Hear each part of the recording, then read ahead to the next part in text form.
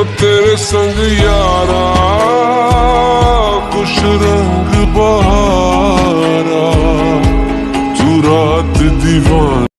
Hello guys, আসসালামু আলাইকুম। দেশ এবং দেশের বাহিরে আশা করি সকলে ভালো আছেন, আমিও ভালো আছি। তো আজকে একটা ব্লগ নিয়ে হাজির হলাম জোলাপাতি নিয়ে। তো আজকে আমরা জোলাপাতি খেলবো। যা যা রান্না করব, যা কি রান্না করব তা আপনাদের দেখাবো। তো আজকে আমি আলু দিয়ে আলু শাক রান্না করব। তো এটা আমাদের বাড়ির পেছনে লাগিয়েছি আলু গাছ। তো দেখেন সবাই এখানে তুলতেছে। আমার সাথে আছে জামিয়া, সাব্বির, আবির, তারপর মরিয়ম, মুসলেহা। ওরা সবাই একসাথেই শাক তুলতেছে।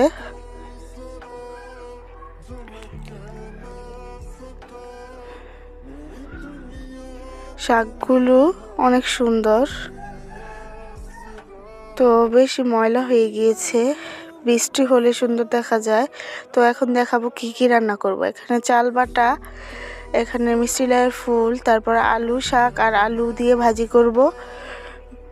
তারপর ডাল, করলা আলু দিয়ে ভাজি করব। পেঁয়াজ, মরিচ আর রসুন রেখেছি রান্না করার জন্য। তো এখন আমি মিষ্টি লাউ ফুলের বড়া বানাবো। তো এখানে আমি চাল বাটা, তারপর মিষ্টি লাউয়ের ফুল, তার সাথে দিয়েছি হলুদ, মরিচ, চের গুঁড়া, তারপর আদা রসুন বাটা, লবণ স্বাদ মতো।